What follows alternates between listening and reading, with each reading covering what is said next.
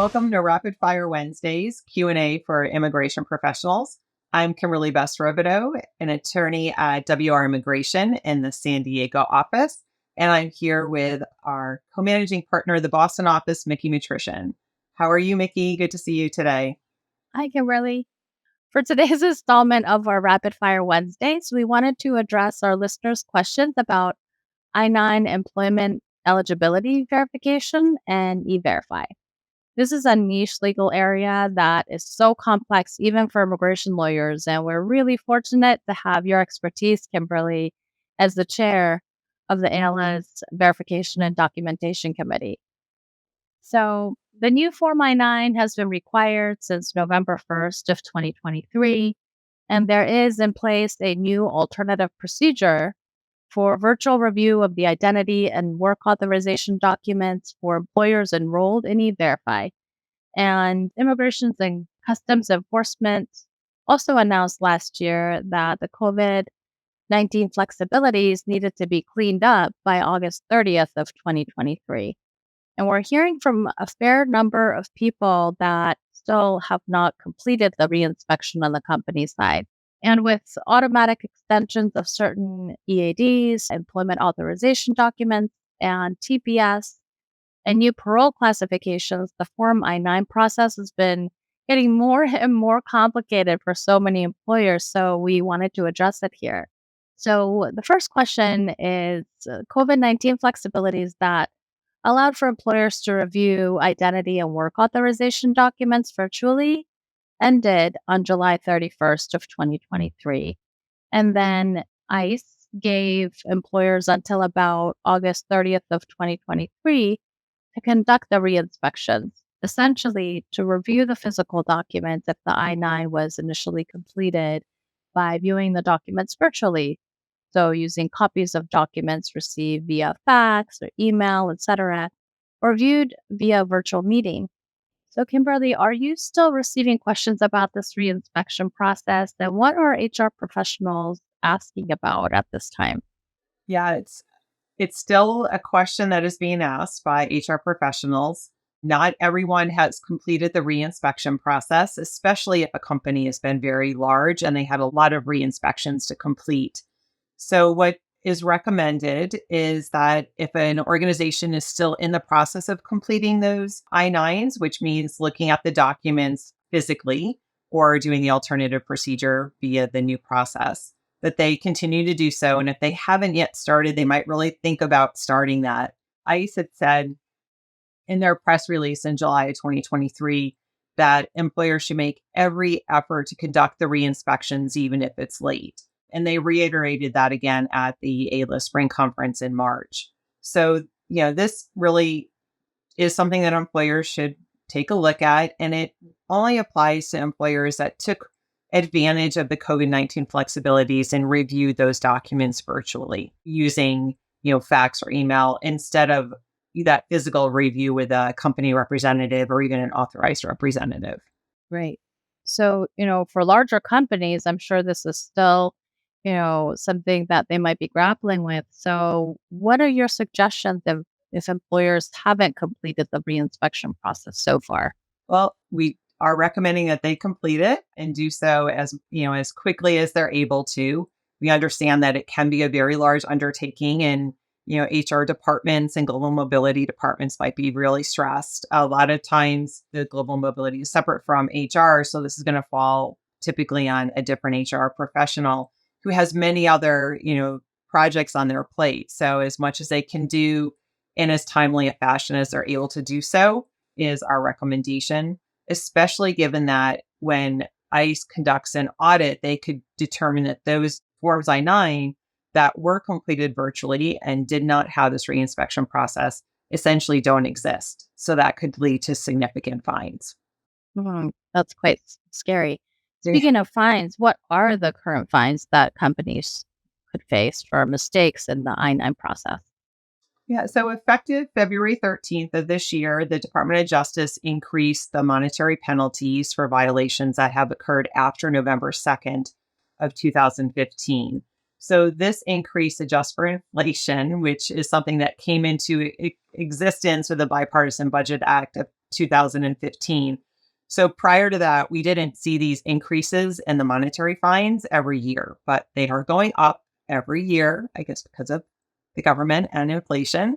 So the latest penalties right now, when we're looking at E-Verify, if an employer did not come to terms with a final non-confirmation and they continue to employ that individual, then they might be looking at fines of $973 to $1,940, $1,942. I forgot the $2 there, per relevant individual.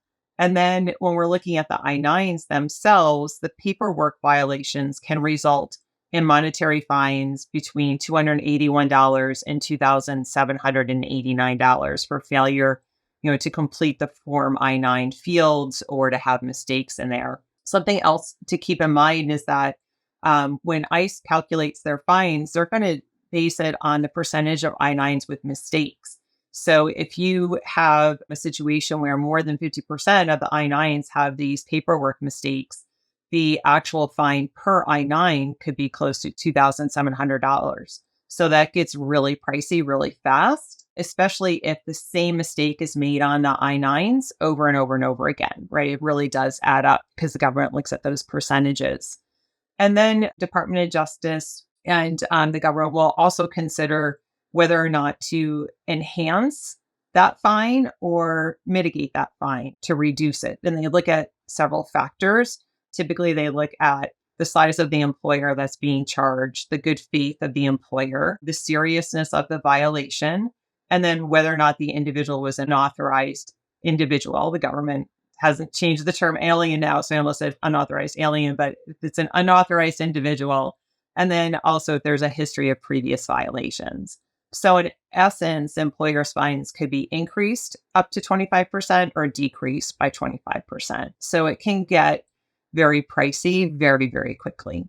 Thanks, Kimberly. That's helpful to know. In past years, there have been more and more remote employees, and we are always strategizing with our HR immigration professionals on visa situations and impacts of remote work. How has remote employment impacted the I-9 process?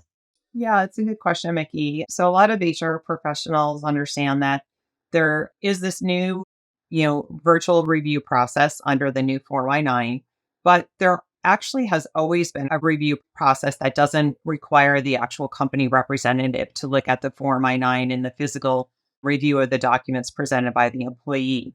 And that's the authorized representative process. So until COVID, a lot of companies didn't really use that, right? Employees came into the office, they went into HR or an orientation session, and they completed the Form I-9 right there, either through the software program or the paper I-9. So with COVID, it really brought to light what a lot of people, had forgotten about, which is that an authorized representative can be used to assist the employer with reviewing these actual documents.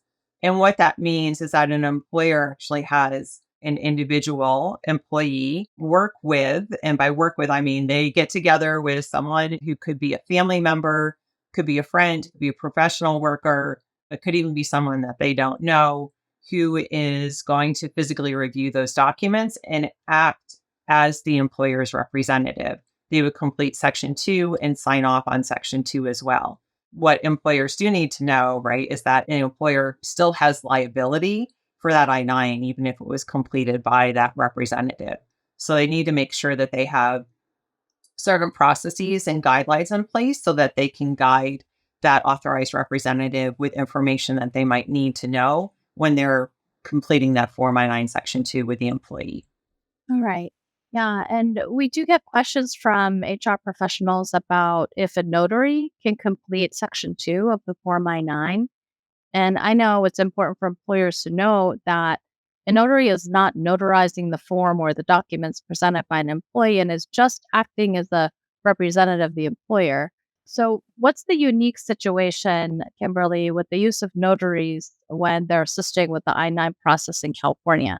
That's a good, topic to discuss because in California, we have under the Business and Professions Code some guidelines that talk about notaries and how they can or can't complete immigration forms, including the Form I-9. So in California, that Business and Professions Code really was something because of the intersection between the federal Form I-9 requirements and the California anti-notarial and consumer protection legislation. So there were a few of us from the Verification and Documentation Committee at AILA that really did a deep dive. I was getting this question a lot with respect to, hey, can we use a notary in California?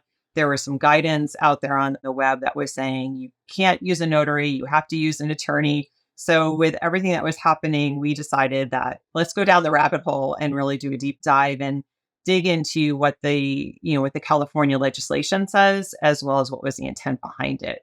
So as a result of that, what we found was that anyone, including notaries that are not acting in their notarial capacity, can complete Section 2 or Supplement B of the Form I-9 on behalf of an employer if they are not doing so for compensation, right? The compensation piece is a big part of it. Notaries may never complete Section 2 or Supplement B of Form I-9 for compensation if they are not a qualified immigration consultant.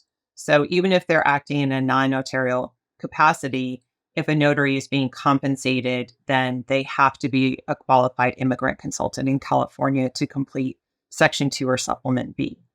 And then the third twist that we saw is that anyone who is not a notary may complete Section 2 or Supplement B of Form I-9 for compensation because the Form I-9 is not one that affects someone's citizenship or immigration status. So those are the three, kind of guidelines that we provided, which if anybody has any questions, always ask an attorney to provide some additional information about that. But that's our unique aspect of notaries in California. Oof, that's complicated.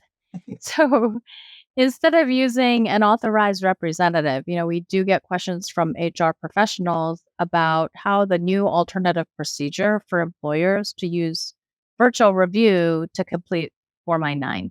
Can you explain that process a little bit, Kimberly? Yeah, sure, Miki. The I-9 alternative procedure that became effective August 1st of 2023 says that an employer can review the documents as well as the individual virtually without having to have that in-person meeting.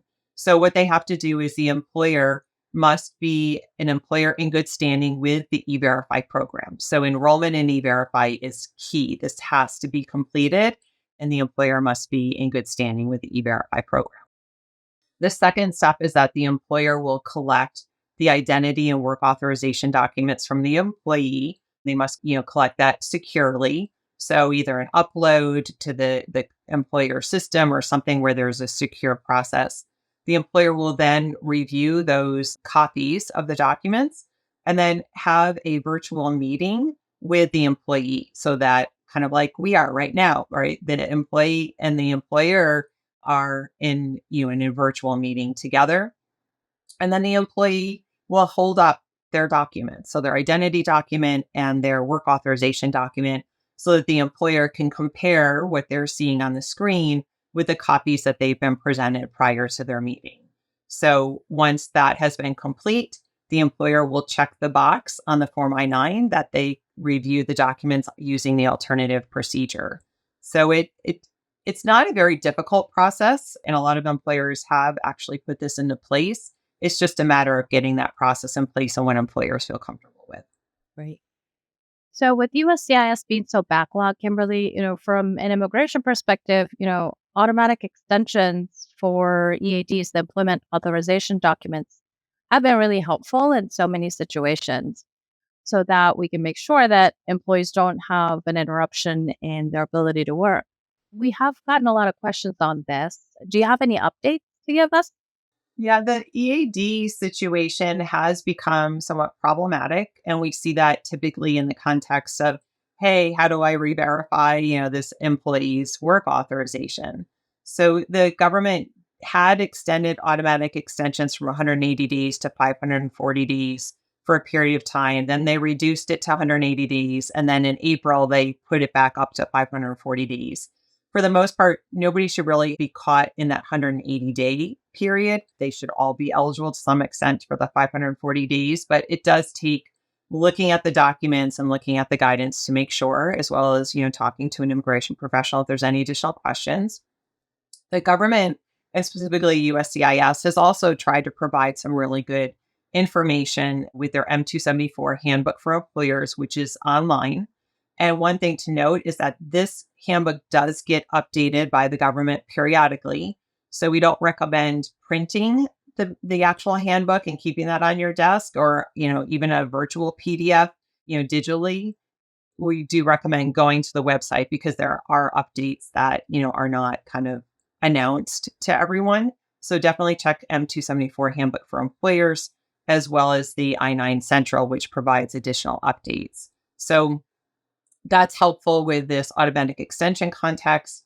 And it also is helpful with respect to the fact that there are now almost 50 documents that are acceptable for showing work authorization or identity, but are not specifically listed on that document, which is called the list of acceptable documents for the I-9.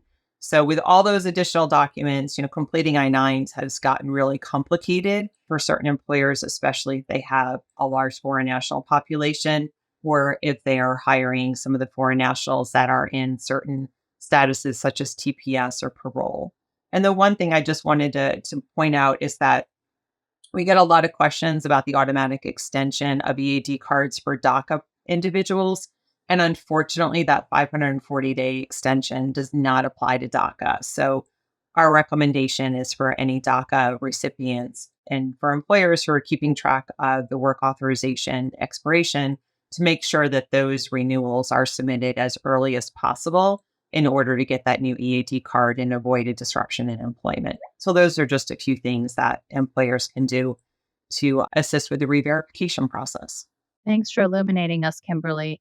And yeah, that's really helpful to remind everybody that it's best not to print out the handbook for the 274. Just bookmark it on your browser so you can turn to it time and again. Kimberly, you're speaking on the panel with government agencies, the USCIS Verify, Homeland Security Investigations, and Department of Justice's Immigrant and Employee Rights section at the ELA annual conference in Chicago this week. I'm really looking forward to attending your panel. I'm presenting on ethical considerations of the family-based context too. So looking forward to seeing you there. Yeah, same here, Mickey. I'm excited about your panel, Ethics in the Government. We're covering all topics. All right. So, everybody, join us next week for a discussion about global election instability and its impact on immigration strategy.